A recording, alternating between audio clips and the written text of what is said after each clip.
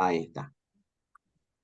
Bueno, ahora sí. Bueno, entonces tenemos hoy otro seminario de la Red Libre. Santiago Amara, con un paper on ESR, nos va a presentar Global Monetary Spillovers in High Frequency. Are local policy surprises predictable? Bueno, Santiago, cuando quieras, yo más o menos te aviso cuando vayas 40, que Santiago no tiene problema en le hagan preguntas durante la presentación, así que bueno, vamos manejando el tiempo en función de los comentarios que tenga durante la presentación. Dale, dame un segundo.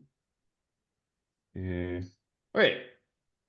Bueno, muchas gracias por la invitación. De nuevo, háganme todas las preguntas que quieran a medida que voy pasando. Este es un paper con una alumna mía, Tea, que me traicionó, se va a ir a Toronto a hacer su grad school, pero por ahora está acá. A ver, el- digamos, bueno, vayamos a la motivación. La gran mayoría de los países de niveles de ingreso medios a altos, la gran mayoría hacen política monetaria, haciendo, antes que nada, disculpas, esto va a ser una mezcla de inglés y español, entonces perdonen, pero básicamente estos países de ingresos medios y altos implementan la política monetaria a través de frameworks de inflation targeting, permitiendo al mismo tiempo que el tipo de cambio nominal fluctúe. Y la principal manera en la que, digamos, estos bancos centrales hacen política, hacen análisis, está, digamos, fundado o está basado en modelos neokeynesianos de economías pequeñas y abiertas. Y dentro de este framework, de estos modelos, digamos, un shock de política monetaria contractiva debería subir las tasas domésticas, debería apreciar el tipo de cambio, digamos, por un diferencial de tasas, y debería reducir la inflación y reducir el nivel de producción en una economía. Entonces, esto es todo basado en la teoría. Sin embargo, especialmente en economías pequeñas y abiertas y en países emergentes, todavía hay relativamente poca evidencia empírica de cómo identificar choques de política monetaria local, digamos, contractivas, y estudiar la propagación de estos shocks. Y, de nuevo, esto es algo que ha plagado a la literatura por mucho tiempo. Entonces podemos, digamos, esto fue un desafío o un problema que hace 20, 30 años, más de 30 años, que la literatura ha tratado de resolver. Y en general, si uno, digamos, trata de identificar choques de política monetaria en economías pequeñas y abiertas con alguna estructura de identificación, digamos, convencional a la Cholesky, en general se choca con ciertos puzzles, ciertos problemas empíricos, que es, en general, digamos, una subida de tasas domésticas o conduce a un price puzzle, que es decir, que la inflación sube en vez de bajar, o hace que el tipo de cambio se deprecie en vez de apreciarse. Y hay muchísima, digamos, literatura al respecto que enfatiza que esto en especial es relevante para mercados emergentes. Yo no quiero decir que, digamos, esto no ha sido también un problema para países más avanzados, por ejemplo, para Estados Unidos o para la Unión Europea, para estos grandes bancos centrales, pero en los últimos 5, 10 años, la literatura que ha tratado de estudiar estos puzzles en Estados Unidos o en la Unión Europea, bajo el Banco Central Europeo, ha encontrado, digamos, explicaciones para estos puzzles. Entonces, por ejemplo, para el caso de Estados Unidos, para la Reserva Federal, y también para el caso de, eh, del Banco Central Europeo, Jasinski y Karadi muestran que cerca de los anuncios de estos bancos centrales sobre política monetaria hay una presencia de efectos que llaman information effects. Entonces, para resolver estos puzzles, lo que hacen es explotar el comovimiento entre digamos, los cambios en las tasas de interés y el cambio en los mercados bursátiles cerca de estos anuncios y recuperan un shock de política monetaria que le llaman puro y básicamente se resuelven todos estos puzzles. Eh, digamos, la otra pata, o digamos, el otro strand de la literatura que trata de resolver estos puzzles para Estados Unidos, digamos, no creen en la idea de los information effects, sino que creen en un mecanismo de transmisión alternativo que se llama el response to news, que argumentan que la Fed o el ECB no es que tienen, digamos, una ventaja informativa sobre el mercado, sino que el mercado, los agentes, tienen cierta incertidumbre sobre cómo la Fed o el Banco Central Europeo va a responder a la información, digamos, a los anuncios o a la data macro antes de estas reuniones. Pero, digamos, otro problema, o digamos, otra manera de resolver estos puzzles que la literatura ha encontrado para mercados emergentes es lo que hizo Javier en un paper muy reciente, que es decir, bueno, toda la literatura que usan los bancos centrales a la hora de hacer política monetaria, básicamente está basado en un modelo neokeynesiano en donde el Banco Central es activo y la política fiscal es pasiva. Bueno, capaz eso no es un buen supuesto. Y Javier tiene un paper muy interesante sobre el Fiscal Theory of the Price Level, en donde subir la tasa de interés puede causar depreciaciones.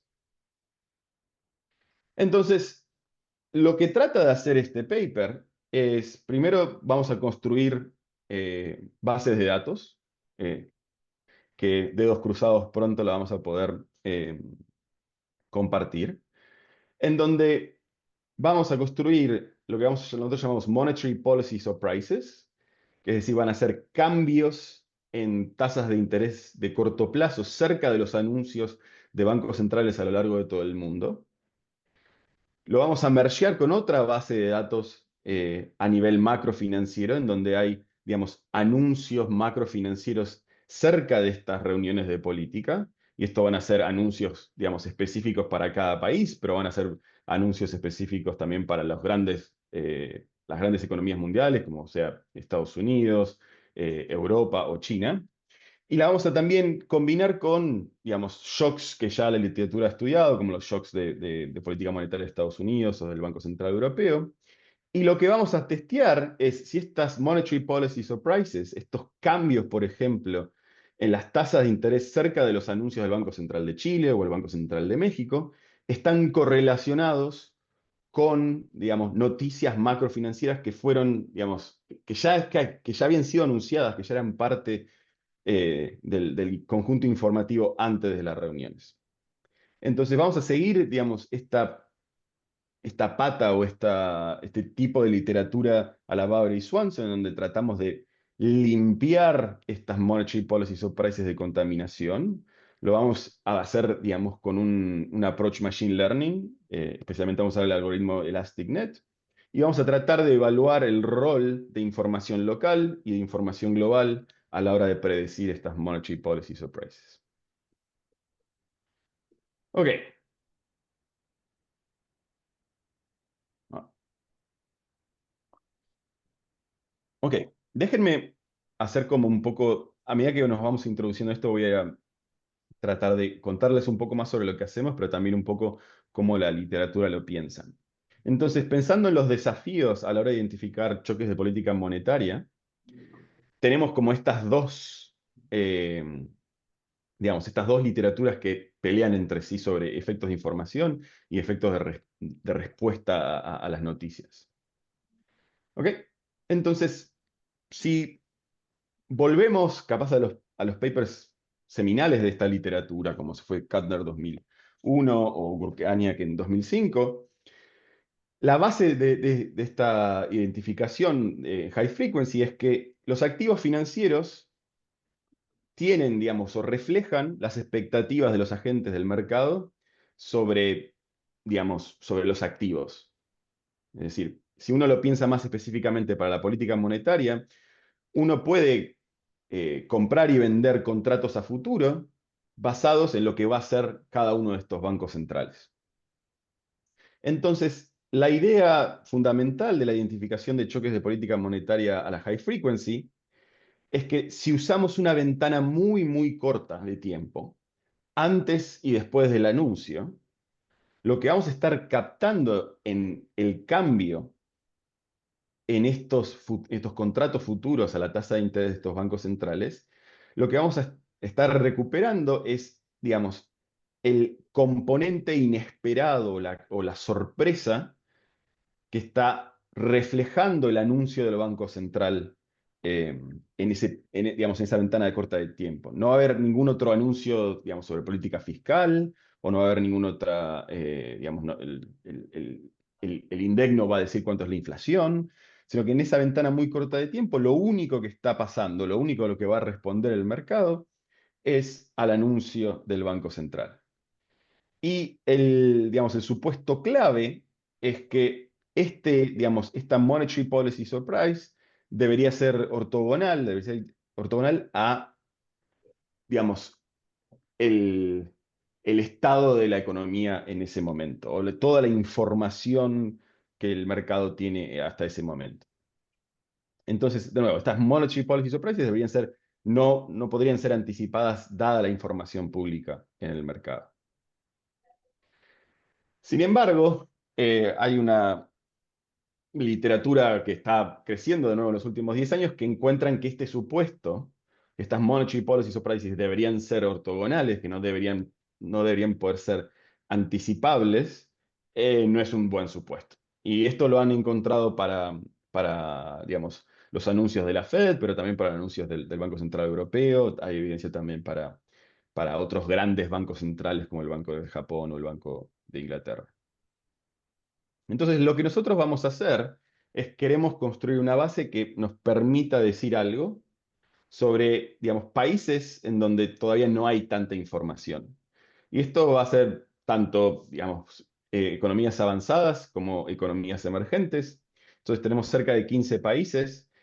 La muestra va de 2004 a 2024.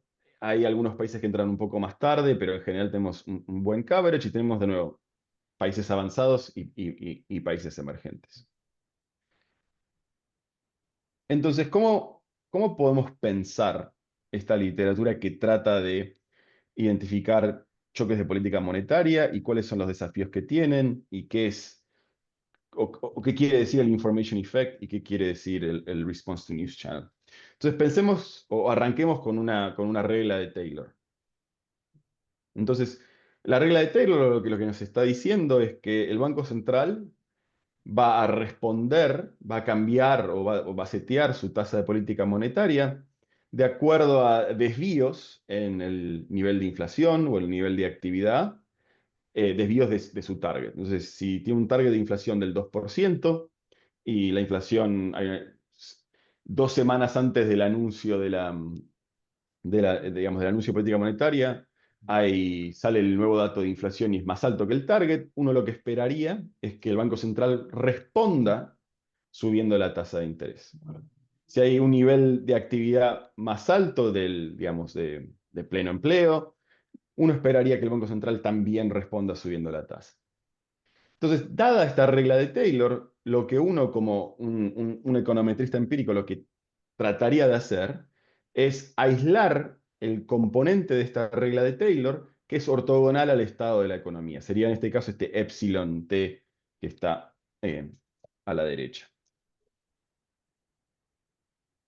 Entonces, uno lo que querría digamos, recuperar ese epsilon t. Entonces, de nuevo, si lo que nosotros querríamos es recuperar este epsilon t, lo que podemos usar es capturar estos cambios en estos contratos a futuro cerca de los anuncios, estas monetary policy surprises. Y si hacemos esto, uno lo que pensaría es que el monetary policy surprise va a estar captando este pure policy shock que nos interesa y capaz cierto random noise, cierta, eh, digamos, algo que es ortogonal a todo el resto. Entonces, si esto es verdad, podemos usar cualquier método de time series, podemos usar local projections, podemos usar modelos VAR, y lo que vamos a hacer es recuperar digamos, las IRS estructurales que nos interesan.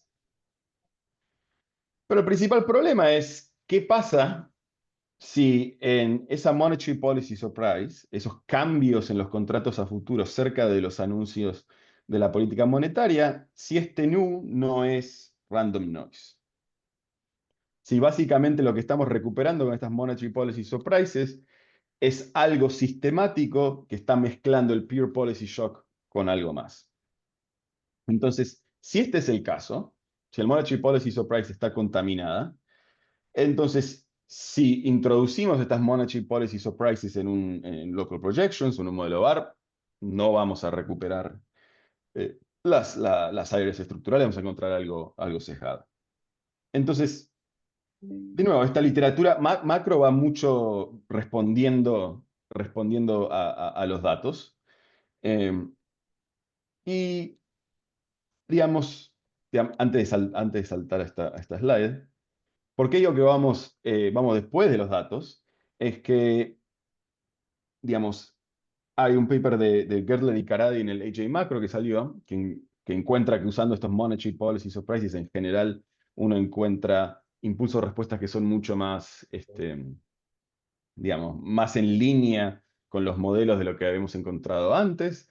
Bueno, 2 años después de ese paper de Gertler y Karady, empieza a haber resultados raros. Empiezan a encontrar de nuevo el price puzzle, empiezan a encontrar, digamos, que el nivel de actividad no cae cuando tendría que caer. Entonces, empezaron a surgir nuevas hipótesis. Entonces, una medida de pensar qué es lo que está causando estos resultados, estas anomalías, es pensar en information effects. Y para motivar la idea del information effect, es que lo que uno puede pensar es que el Banco Central va a tener, digamos, su propio set de información, que puede ser distinto a el set de información que tiene digamos, digamos, lo que tiene el mercado. Entonces, si los agentes privados tienen, digamos, distintas expectativas sobre inflación, distintas expectativas sobre el nivel de actividad que el mercado, entonces cuando hay un anuncio de política monetaria, cuando digamos, hay un anuncio de parte del Banco Central sobre sus decisiones de tasas de interés, bueno, entonces lo que vamos a estar captando en nuestra medida de Monetary Policy Surprise, bueno, vamos a captar este epsilon, pero también vamos a captar las diferencias en expectativas que tiene el Banco Central, la que tiene el mercado. Entonces, este Monetary Policy Surprise va a ser esta combinación de Pure Policy Shock y lo que la literatura llama Central Bank Information Effects. Entonces, ¿cómo ha la literatura tratado de responder a esto? Entonces, de nuevo, Monetary Policy Surprise, cambios en los mercados a futuros antes y después del anuncio, podemos tener esta combinación de Pure Policy Shock y Central Bank Information Effects. Entonces, si uno le pregunta a nuestros alumnos de los undergrads o los alumnos de la maestría, el doctorado, le preguntamos qué es lo que predice la teoría de si hay un aumento en la tasa de interés doméstica, qué debería pasar con el stock market. Bueno, lo que la literatura nos dice es que debería subir la tasa de interés y debería bajar los mercados bursátiles, los índices. ¿Por qué? Porque tasas de interés más altas deberían subir, digamos, el discount factor, como voy descontando los flujos a futuros, y al mismo tiempo tasas de interés más altas deberían llevar a una recesión. Entonces, todo nos dice en la literatura que el stock market debería bajar. Pero si hay un information effect, bueno, si el Banco Central a la hora de hacer anuncios está reflejando información, digamos, privada que tiene sobre el estado de la economía, deberíamos encontrar, digamos, un comovimiento entre tasas de interés y el stock market que sea al inverso, que sea, si suben las tasas de interés, sube el stock bursátil. Y una manera de pensarlo es, si la Fed o un banco central tiene información sobre el estado de la economía, que la economía está yendo mejor de lo esperado, entonces ese anuncio podría estar acompañado de tasas de interés más altas, es decir, el Banco Central va a subir las tasas de interés, pero las va a subir porque piensa que la economía le está yendo mejor de lo esperado. Entonces, un poco de evidencia sobre esto, lo que encontramos en nuestra base de datos, esto es evidencia para Australia. Bueno, ploteamos nuestro scatterplot y lo que vamos a tener en el eje horizontal son las monetary policy surprises, lo que tenemos en el eje vertical es el stock market. De nuevo, estos son los cambios en los días, en los días del anuncio, y lo que encontramos es una relación negativa, on average, pero encontramos, digamos, encontramos varios eventos en el cuadrante de, digamos, con movimiento. Entonces, hay evidencia de que este information effect, que de nuevo ha sido documentado para Estados Unidos, para la Unión Europea, también lo encontramos para otros países avanzados. Y también lo encontramos para mercados emergentes. Encontramos que si lo hacemos para Brasil, también vamos a encontrar una relación negativa, pero también encontramos que hay eventos en donde la tasa de interés bajó y el mercado bursátil cayó, o que la tasa de interés subió y el mercado bursátil subió. Ok, hasta acá básicamente encontramos algo similar a lo que la literatura ha encontrado, eh, más o menos en línea. Ahora, vayamos de vuelta a las motivaciones. ¿Qué pasa con los tipos de cambio? Ahora, esto ya es más difícil de, digamos, de justificar con el information effect. Porque, de nuevo, si le preguntamos a nuestros alumnos de, me acuerdo macro 1 en paternal, ¿qué pasa si el Banco Central sube la tasa de interés? ¿Qué pasa con el tipo de cambio? La literatura, de nuevo, que nos enseñan en el undergrad, capaz a partir de ahora Javier empieza a enseñar algo mejor o algo más empirically bounded, es que si la tasa de interés sube, el tipo de cambio se debería apreciar. Ahora, es más difícil justificar un comovimiento positivo entre las tasas de interés y el tipo de cambio. O sea, si uno piensa que el estado de la economía es muy bueno y que el Banco Central tiene información privada al respecto, es más difícil de justificar que eso subiría las tasas, pero eso haría que el tipo de cambio se deprecie. Eh, y si yo les muestro evidencia para Australia, bueno, ahora lo que les estoy mostrando es el comovimiento entre, en el eje horizontal es el cambio, es el Monetary Policy Surprise, y en el eje vertical es el Exchange Rate Depreciation, encontramos que hay una relación negativa. Entonces, de nuevo, on average parece que queda bien, hay ciertos eventos en donde da el movimiento al revés. Pero si les muestro para Brasil de nuevo, esto es completamente fijo, o sea, es flats. Y acá es de nuevo los problemas que tenemos como literatura de identificar choques de política monetaria eh, en estos mercados locales. Entonces, de nuevo, si tuviésemos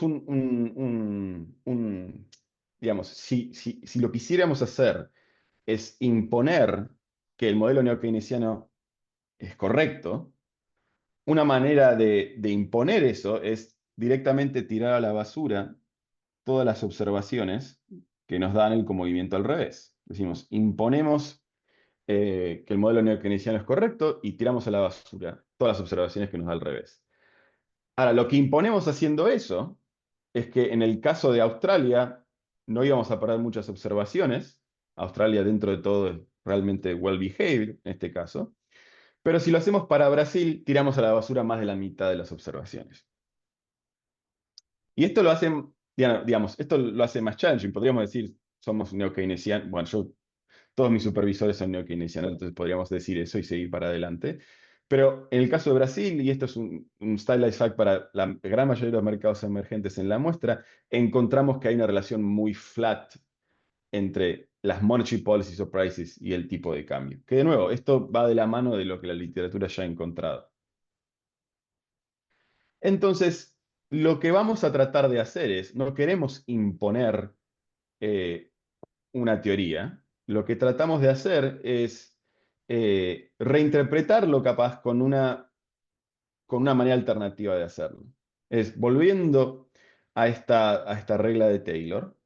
Ahora lo que queremos hacer es pensarlo desde el punto de vista de Bauer y Swanson y el punto de vista que los bancos centrales van a responder digamos, al contexto macroeconómico y financiero. No lo van a hacer desde un punto de vista de que tienen información privilegiada, no tienen mejor información que el resto de la economía o el resto de los agentes, sino que hay cierta incertidumbre sobre cómo el Banco Central va a responder a estos shocks. Entonces, dentro del framework de Bauer y Swanson, lo que ellos dicen es que el Monetary Policy Surprise va a tener un componente que es Pure Policy Shock y después va a haber un componente que va a ser como Response to News. Entonces, cualquiera sea las noticias sobre nivel de actividad, sobre el nivel de empleo, sobre el nivel de inflación, estas Monetary Policy Surprise van a estar contaminadas no por la noticia per se, pero por la diferencia entre, digamos, los coeficientes de esta regla de Taylor, que te dicen cómo va a responder la Fed a las noticias de lo que espera el mercado. Entonces, ¿cómo hacen ellos para, digamos, para limpiar estos shocks?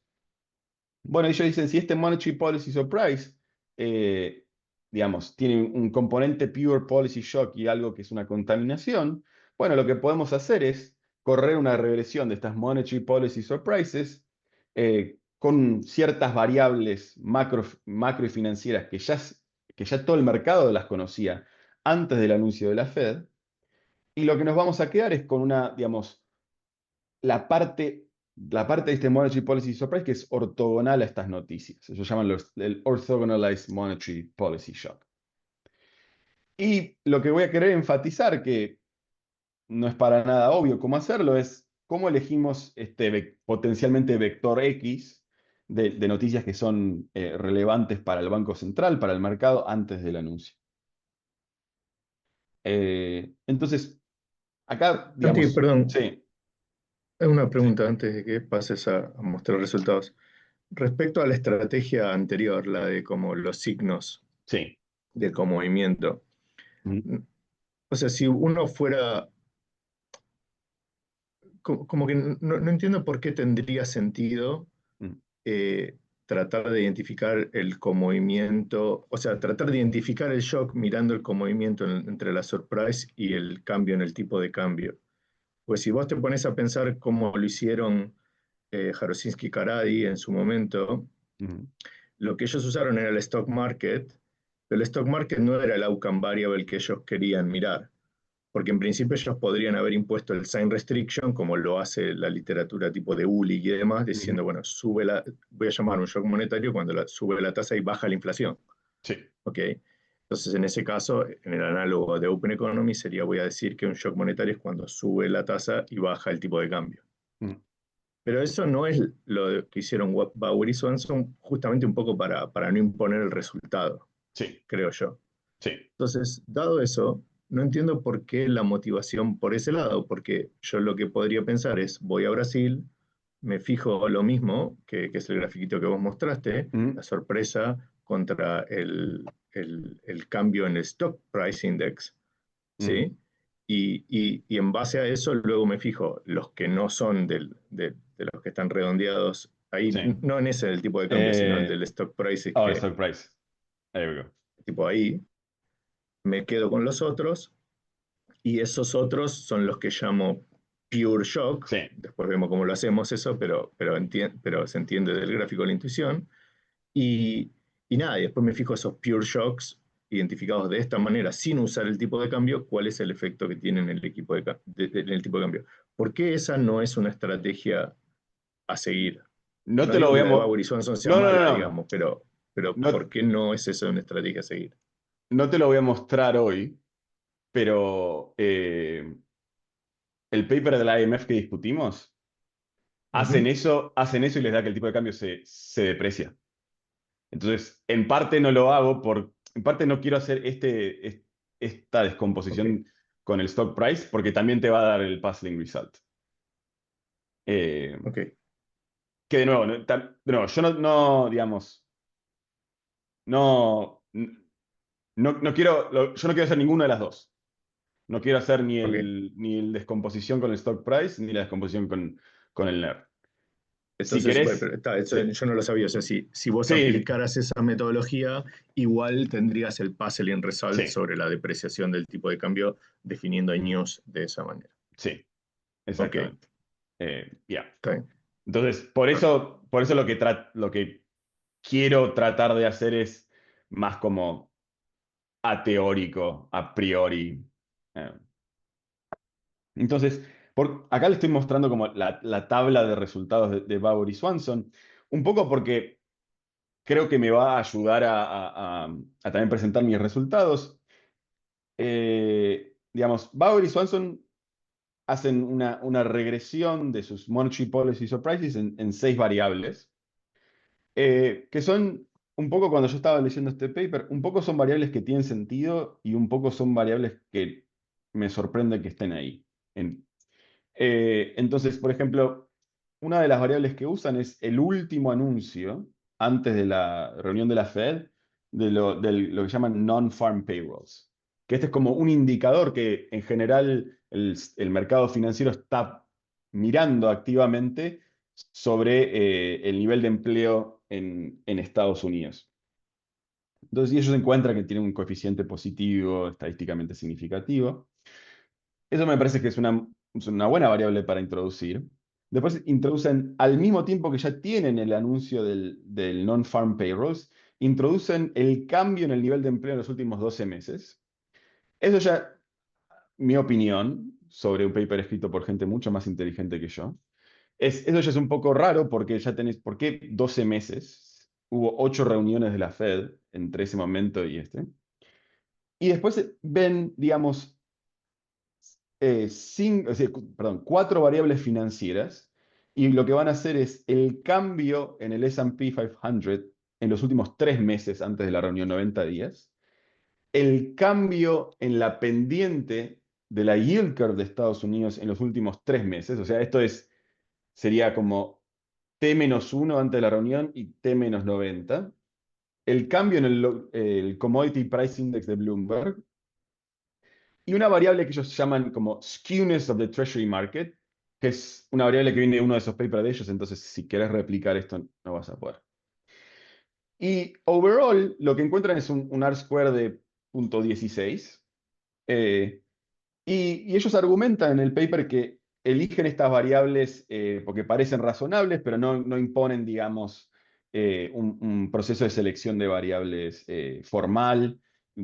Entonces, lo que nosotros queremos hacer, y a lo que vamos a ir, es, hay presencia digamos, de efectos de información, tanto sea como con el stock market o con el exchange rate.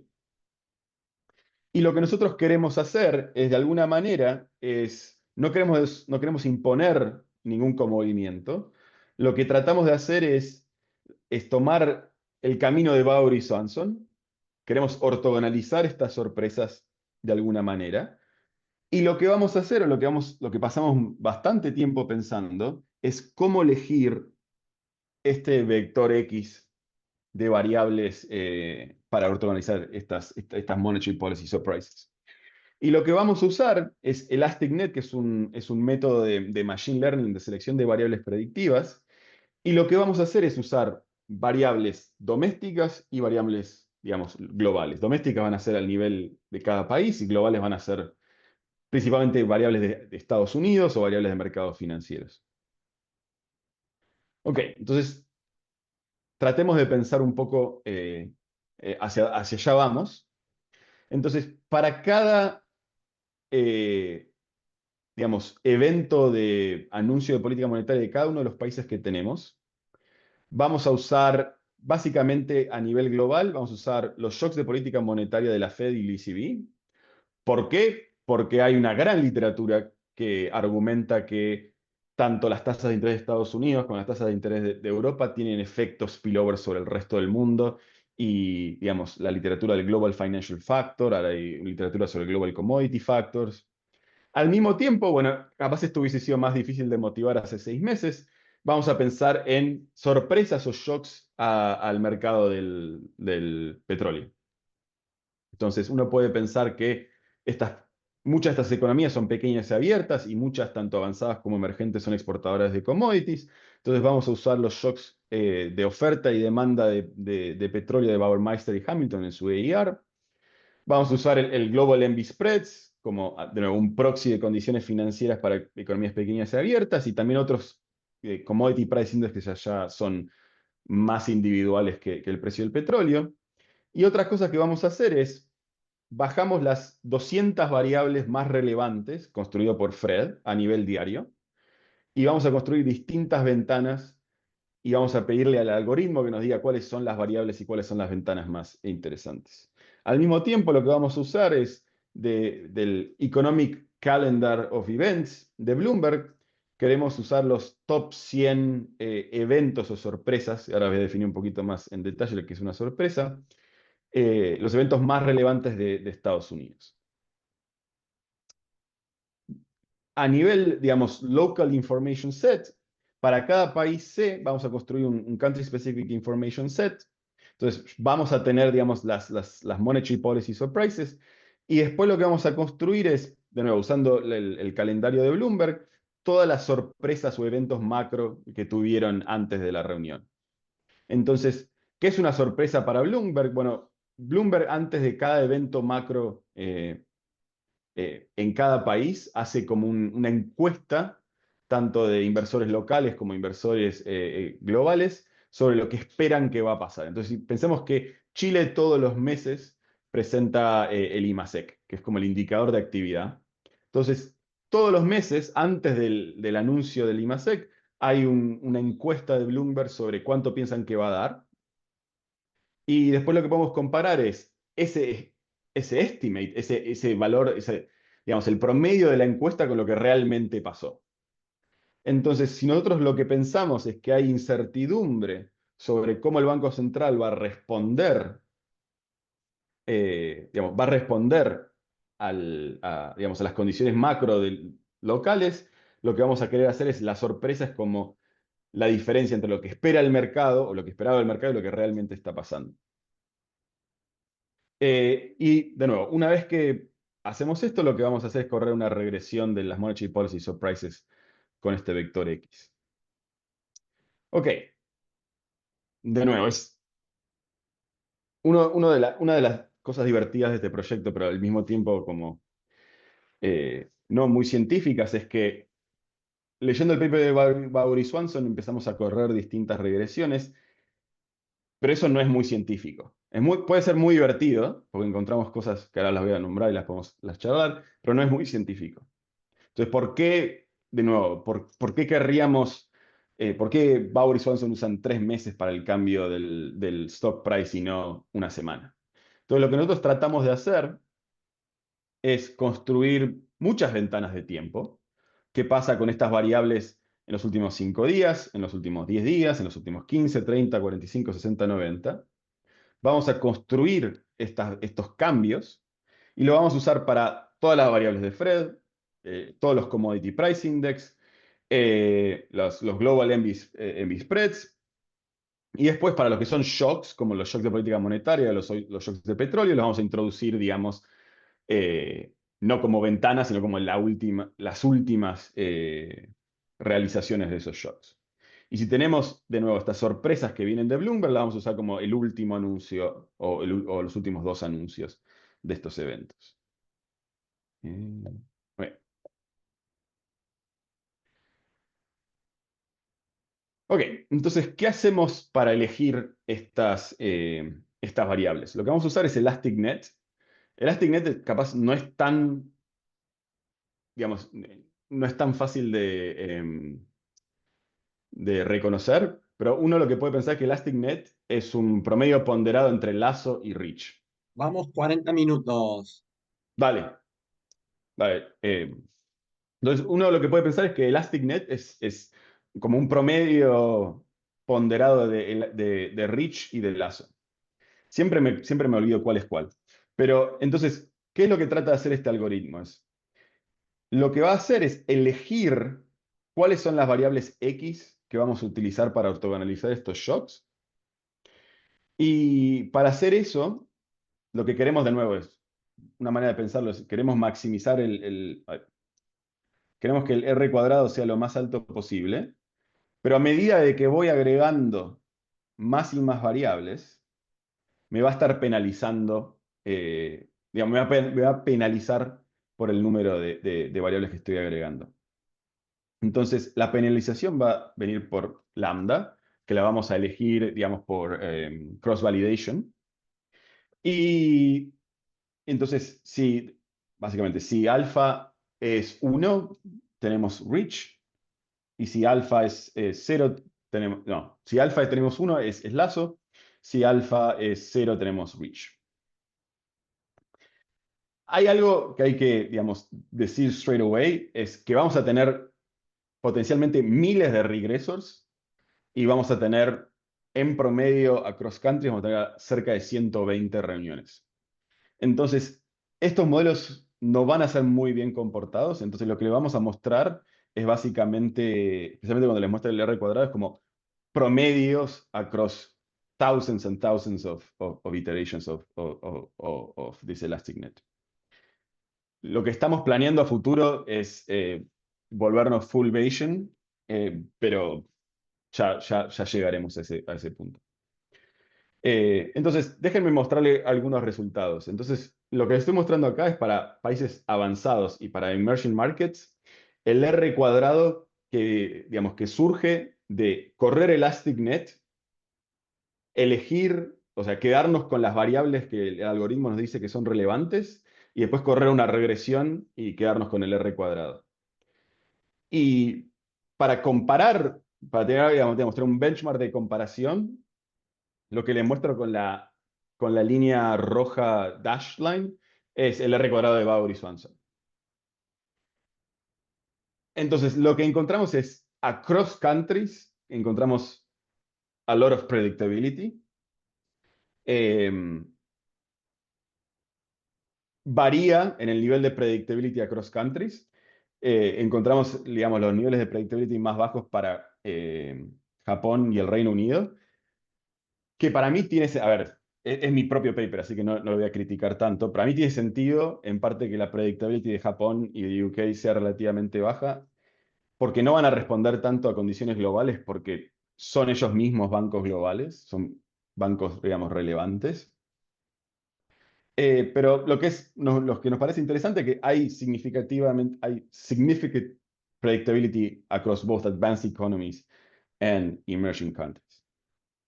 Y, digamos, una de las cosas que también queremos como presentar es comparar, digamos, el R cuadrado con el adjusted R square, y lo que vamos a tener de nuevo es las barras azules son el R cuadrado, lo que son las barras rojas son el adjusted R square, y tenemos las líneas del R square de Bauer y Swanson y el adjusted R square de Bauer y Swanson también. Entonces, de nuevo, encontramos niveles de predictability que son similares a lo que encuentran Bauer y Swanson, que decimos, ok, parece que hay, digamos, los resultados parecen ser consistentes con la existencia de un response to news channel en otras economías, además de Estados Unidos.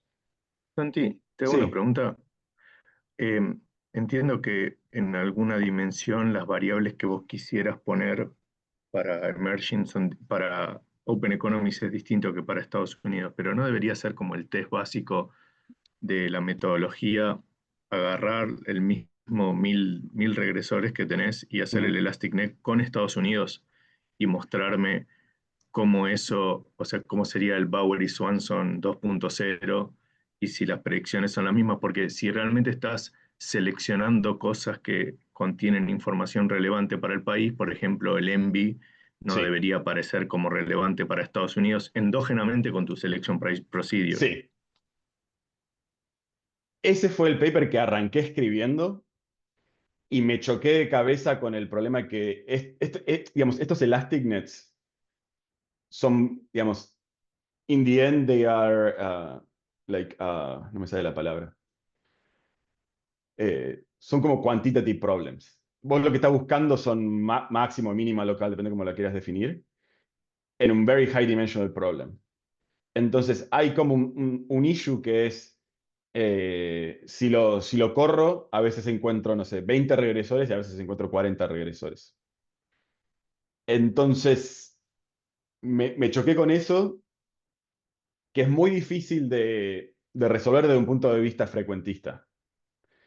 Entonces, recordé que Deep Down Ambition, entonces, ese es el paper que arranqué a escribir y lo que voy a hacer, o sea, el goal es hacer Spike and Slab, que es como ElasticNet bayesiano, para estimarlo y hacer Bower y Swanson 2.0 con eso. Ese es comentario completamente válido, eso es lo que quiero hacer. Lo que hice, a ver, por suerte estoy hablando en español y no en inglés, así que si ven el recording, capaz, ojalá no entiendan. Es que si vos usás ElasticNet con las variables que Bower y Swanson usan, ElasticNet te dice, usa esas variables. Entonces, a mí lo que me surge es que ellos deep down hicieron algo así. Al menos como un sanity check. Eso es lo que yo pienso que pasó ahí. Eh, pero hay otras variables que no, que también son elegidas. Entonces, potencialmente vos lo que podés hacer es escribir un modelo en donde la Identification Strategy, vos elegís los regresores, no para maximizar R cuadrado con ciertas, digamos, con ciertas penalidades. Vos podrías elegir los regresores que te dan una impulso respuesta que es más linda, digamos, de acuerdo a tus parámetros. En el caso de Monetary Policy Shocks, de nuevo, si usás la Monetary Policy Surprise sin ortogonalizar de Estados Unidos, te va a dar que el tipo de cambio en el resto del mundo se aprecia, que está mal. Ok, entonces podríamos encontrarlo así, pero that's a point for another paper. Si querés meterte en estos quilombos y ayudarme, of course, I'm willing to accept co-authors that do all the work for me. Ok, entonces, con los 10 minutos que me quedan, déjenme mostrarle, bueno, tenemos 15 países, entonces es imposible mostrar resultados sobre todos los países porque especialmente, digamos, las variables no van a ser las mismas across countries. Déjenme mostrarle el caso de Chile. Entonces, de nuevo, tenemos un montón de potencialmente ventanas. Y lo que les estoy mostrando acá es que eligen regresores globales que están básicamente en todas las ventanas posibles que yo le permito al algoritmo dar. Entonces, algunas son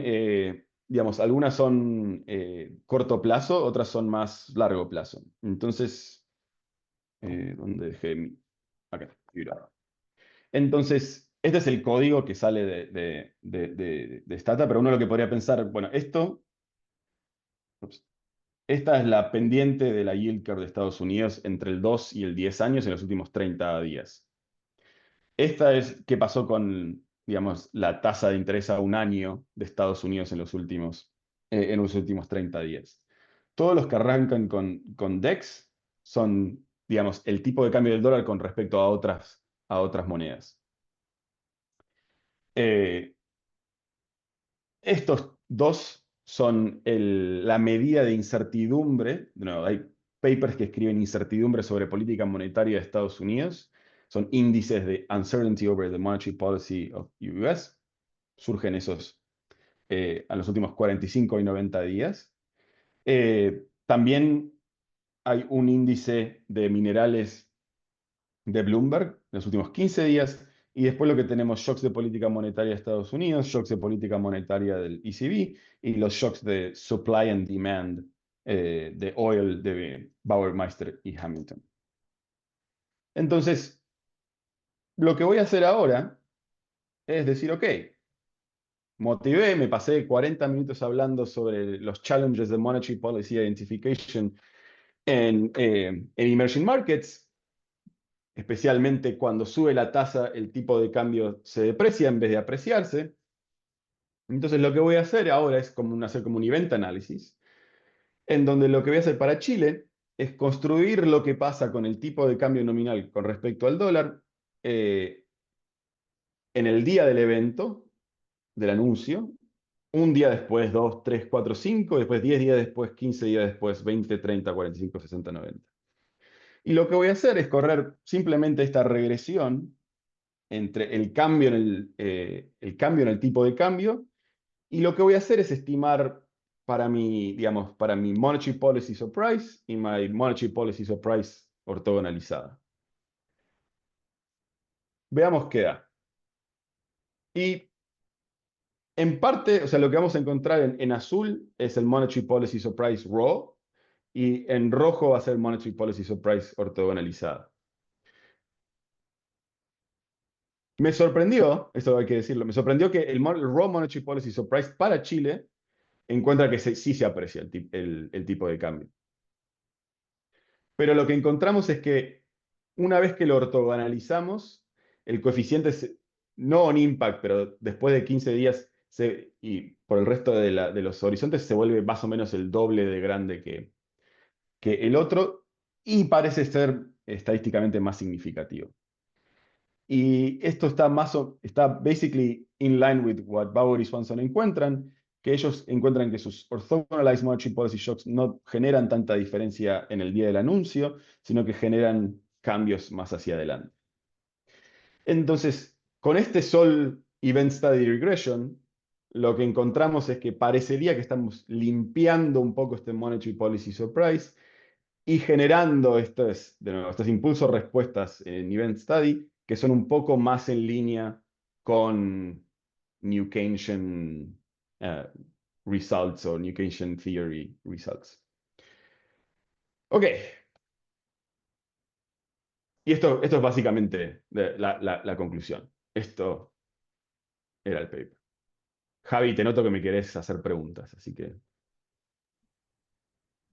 Eh, la dejo con el... no, pero si alguien más tiene preguntas, empiece, ¿eh? Yo estoy como Yo, yo wrapping up my también, head. yo también quiero tus preguntas, entonces por eso te Tengo dan una un sola minuto. pregunta, yo no soy experto en esto, por lo tanto no puedo decir nada, pero ¿qué puede explicar haya distintas reacciones a determinadas novedades económicas del sector privado del sector gobierno? O sea, es como que tienen distintos modelos de la economía para reaccionar Eh, diferentes a las mismas noticias. entonces, déjame contarte una de la evidencia que Bauer y Swanson usan para motivar es que, y tiene un QJ que salió el año pasado o hace 2 años, que es como similar, es la idea de que, digamos, si yo te escribo una regla de Taylor, y la voy a hacer bien simple, supongamos que tu regla de Taylor es muy simple y solo te interesa la inflación. Ellos lo que argumentan es que estos coeficientes representan digamos, las preferencias de los policymakers. Y ellos lo que argumentan es que estas preferencias fueron cambiando a lo largo del tiempo. Entonces, el sector privado no sabe perfectamente cómo son estas preferencias con respecto a la inflación, ellos lo argumentan con respecto a otras variables, y que fueron cambiando a lo largo del tiempo. Entonces, es como tenés un problema de que you need to guess what you think is going to be the preferences. Entonces, va a haber momentos en donde capaz hay digamos, 2 semanas antes de la reunión de la Fed hay un dato de inflación muy malo, y vos no sabés si la Fed va a ser muy hawkish o va a ser dovish y va a decir, dejemos pasar. Entonces ellos lo que argumentan es que esos coeficientes fueron cambiando a lo largo del tiempo. Una manera que yo trato de racionalizar el hecho de que están muchos de estos shocks, especialmente los shocks de política monetaria de Estados Unidos, como en las variables elegidas, es que, volviendo a la regla de Taylor acá, lo que yo pienso que puede estar pasando es eh, imagínate que hay para Chile o para Brasil o para cualquier mercado emergente, pensá que hay como otro término que es cuánto vas a responder eh, con tu tasa de interés doméstica a lo que hace la Fed. Entonces hay como una literatura muy grande que dice todos los bancos centrales a lo largo del mundo siguen lo que hace la Fed. Bueno, capaz hay incertidumbre entre lo que hace el Banco Central y lo que espera el mercado financiero es cuánto vas a seguir la Fed. ¿La vas a seguir a rajatabla o la vas a seguir te vas a permitir un poco más de desvíos? Porque especialmente hay evidencia que si tenés desvíos de tu tasa local con la tasa de Estados Unidos, vas a generar, digamos, outflows de capital markets o vas a generar presiones sobre tu tipo de cambio. Y yo creo que hay evidencia de que cuántos vas a seguir a la Fed a lo largo del tiempo ha cambiado. Los tipos de cambio se han vuelto más flexibles. Entonces, eso para mí es una explicación posible. Bueno, lo dejamos a Javier entonces, ahora que sigue.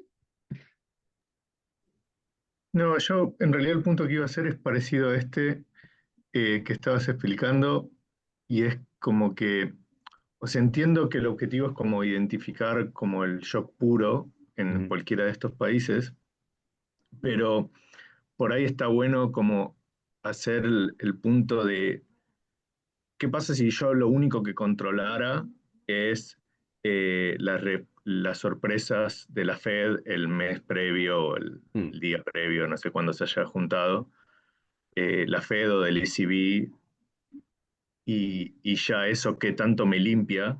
mm.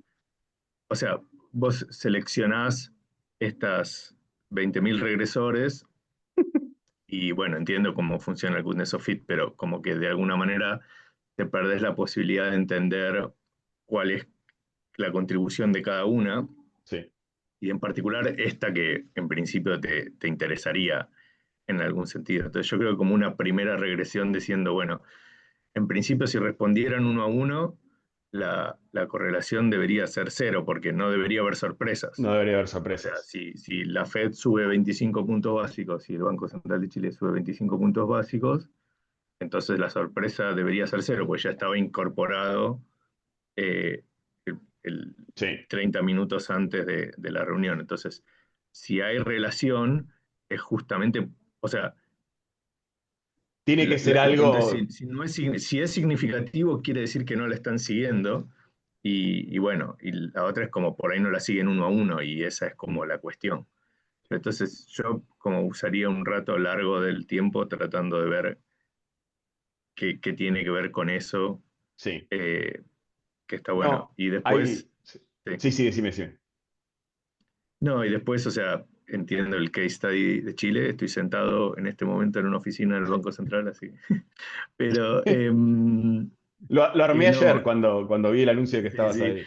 Pero no, por ahí justamente también estaría bueno ver, parecería por los gráficos que mostraste de los scatter plots, que Mm, Brasil es un poco más patológico en algunos sentidos, y, y tiene sentido porque Brasil tiene como es latente este problema fiscal detrás y el Banco Central sigue siendo independiente y mm. demás.